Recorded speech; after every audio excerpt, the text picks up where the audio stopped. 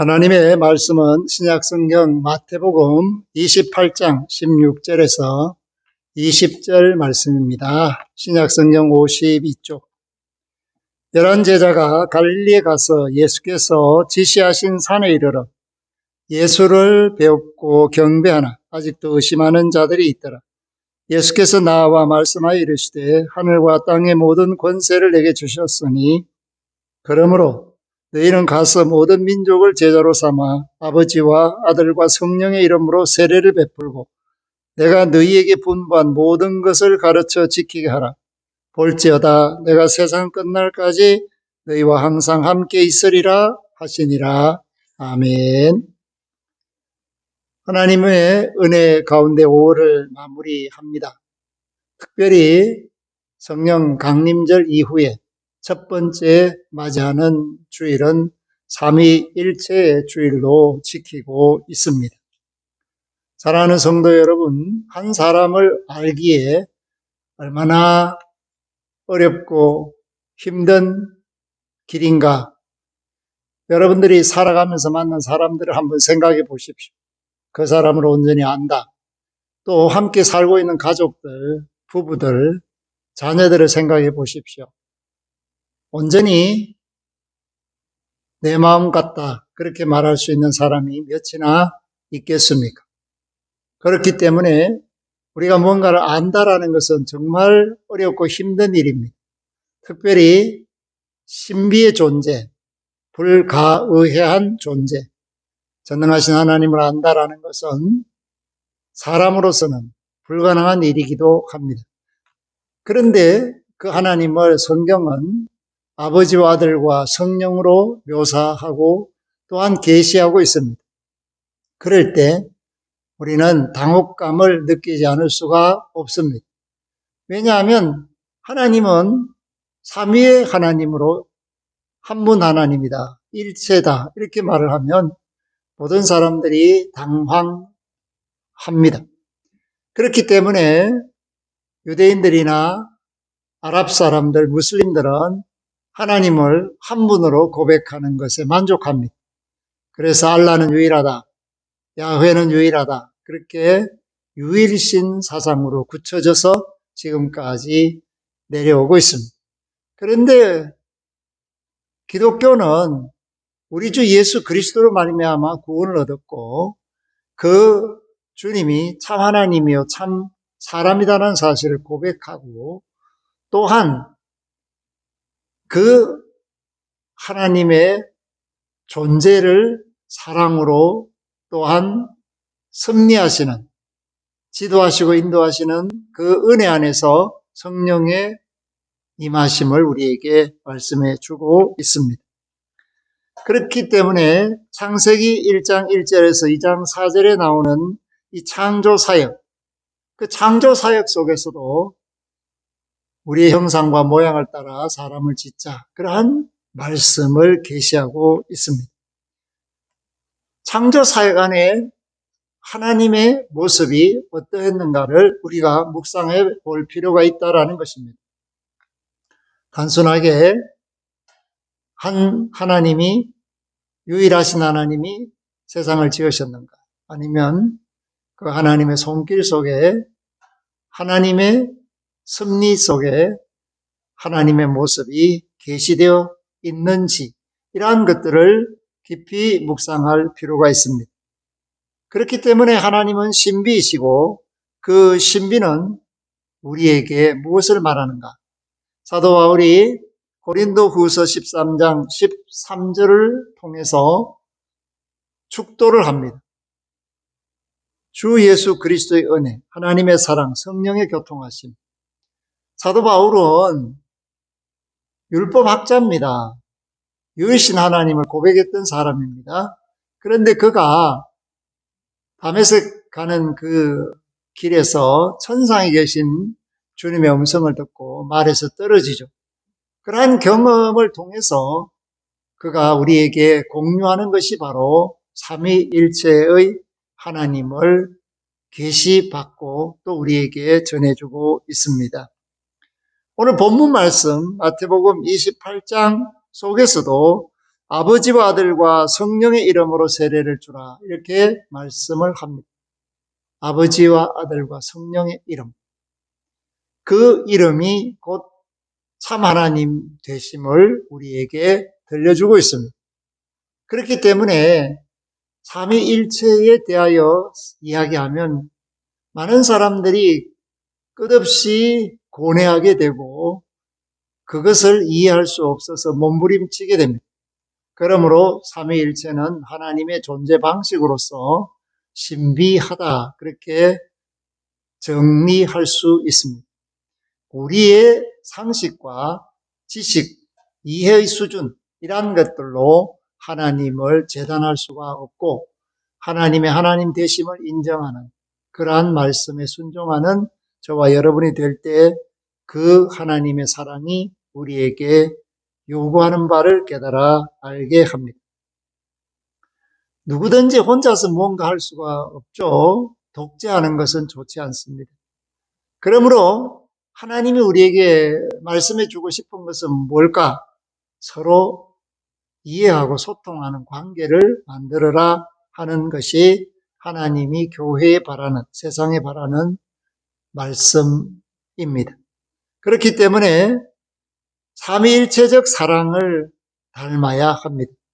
성도와 교회가 서로 깊이 연합하고 하나 되어야 하는 것을 강조하는 것이, 교회의 본질을 회복해야 하는 것이 바로 삼위일체 주일의 목적이다라는 것을 말을 합니다. 저와 여러분들이 홀로서 아무것도 할 수가 없습니다. 하나님과 함께, 성도와 함께 이것이 가능하게끔 하나님이 아버지와 아들과 성령의 이름으로 모든 일을 이루시고 있음을 말씀하고, 요한복음 17장에서 대제사장의 기도가 그것을 우리에게 계시해 주고 있습니다. 아버지가 내 안에, 내가 아버지 안에 있는 것 같이 너희도 우리 안에 있기를 원한다.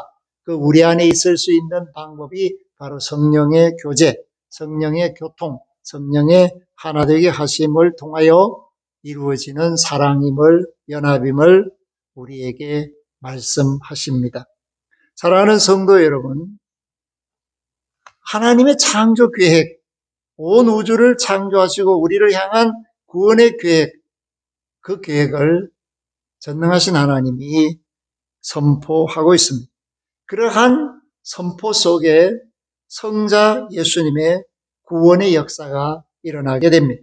그것이 바로 성육신으로부터 시작하여 십자가로 막힌 담을 허무시고 하나님과 우리 사이에 그 죄의 담을 허물어 주신 구원의 은총, 화해의 은총을 우리에게 나타내셨습니다.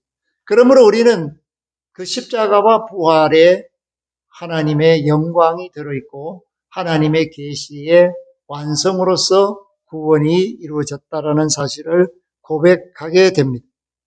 그런데 이러한 모든 것들이 하나 된다라는 뜻 속에 들어있습니다. 성부와 성령, 성자와 성령, 성부와 성자와 성령이 하나이심을 우리는 알아야 합니다.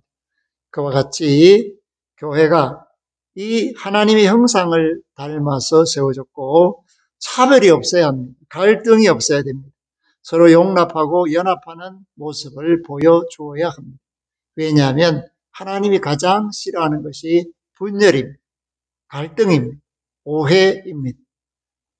참으로 사랑이라는 것이 뭘까? 그것은 온전한 용서와 위로, 그리고 하나됨이 있어야 한다는 것을 전제하는 것이 하나님이 말씀하시는 사랑의 내용입니다. 그래서 오늘 저와 여러분들이 삼위일체 주일, 하나님의 영광, 은혜, 또 우리 자신이 받은 구원, 감격과 감사, 이러한 것들을 다시 새김질하면서 교회의 출발선상에서 하나님의 뜻이 뭔가, 그 하나님의 뜻을 깨달아 알고 교회를 교회답게, 내가 하나님의 은혜 안에 있는 사람답게 되기를 원하는 것입니다. 우리 주님은 내가 세상 끝날까지 너희와 항상 함께 있으리라 하셨습니다. 그 약속을 믿는 사람은 하나님의 은혜의 장중에 붙잡히는 사람이며 또한 세상 속에서 끊임없이 구원 사역을 감당할 수 있는 사람입니다. 왜냐하면 아버지와 아들과 성령의 이름으로 세례를 베풀라고 말씀하셨습니다. 그 세례라는 것은 씻는다는 거죠. 세상과 구별할 시키는 방법이죠. 죄로부터 자유를 얻게 하고 하나님의 자녀되는 권세를 얻게 하는 구체적인 출발이 바로 세례라는 방법을 통해서 이루어지고 있습니다.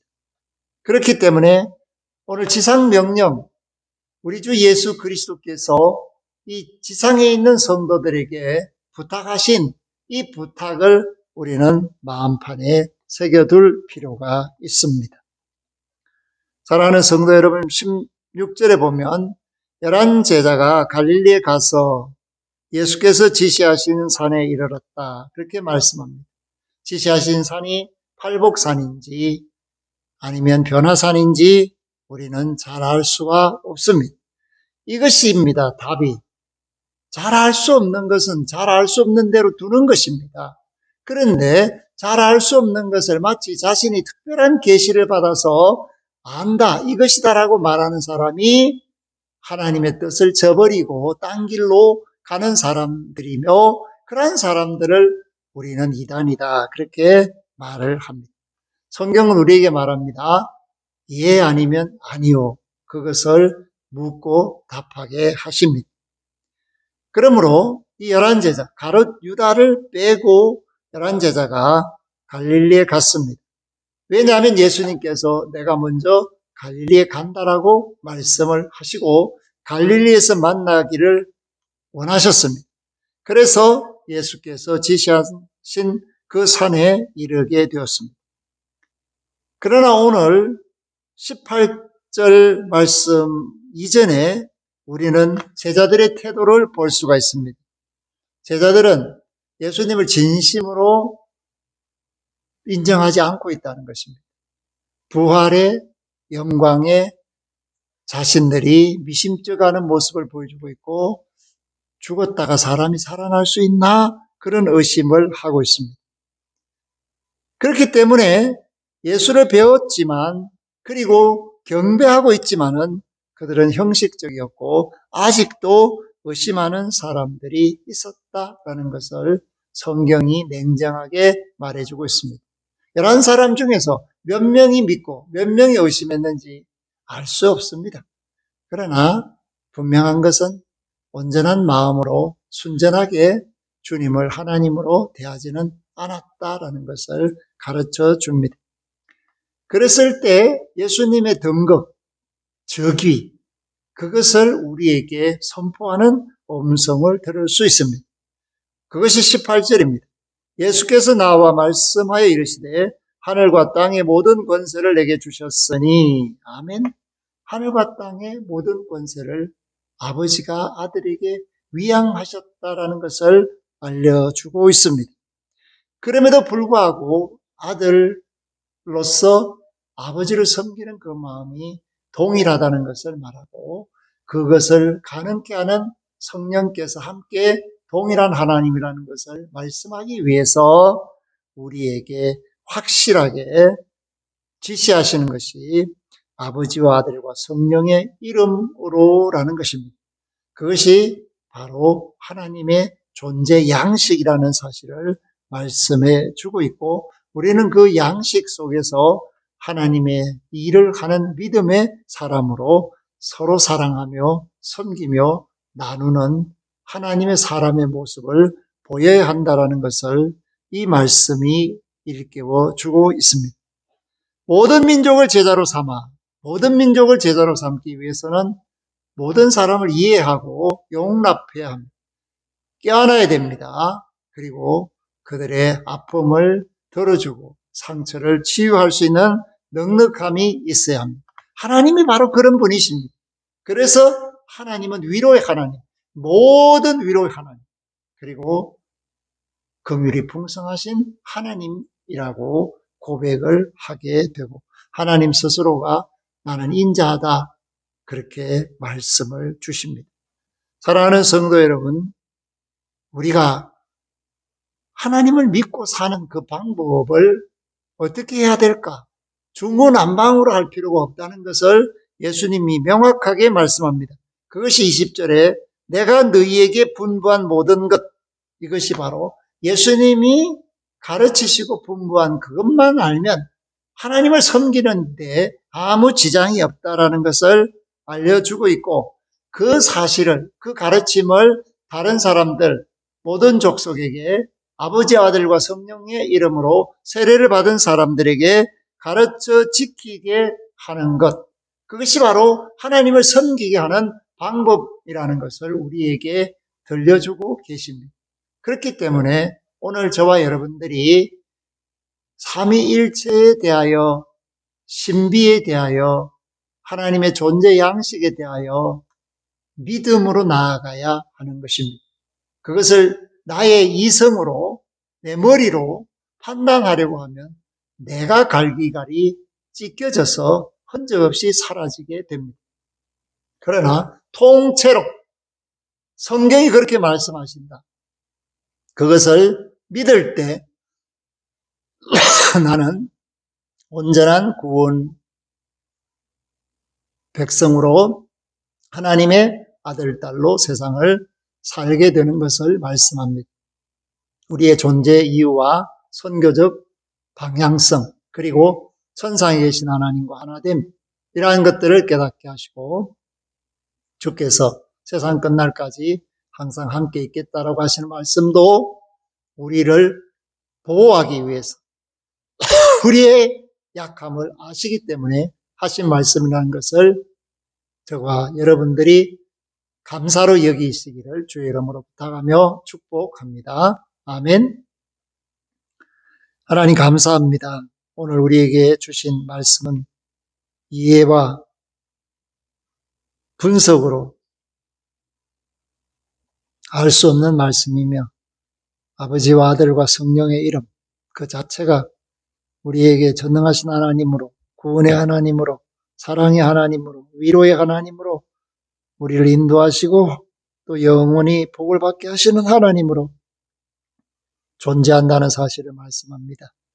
이 믿음을 굳세게 해서 우리의 삶 속에 이해의 폭을 넓히며 용서의 사람으로, 섬김의 사람으로 구원의 일을 감당하는 믿음의 사람들이 되게 하여 주옵소서. 하나님께 영광을 돌리옵고 예수 그리스도의 이름으로 감사기도하옵나이다. 아멘. 지금은 주 예수 그리스도의 은혜와 하나님 아버지의 극진하신 사랑하심과 성령님의 교통하심이 말씀대로 믿고 사는 모든 이들 위해 영원토록 항상 함께 하시기를 축원하옵나이다. 아멘.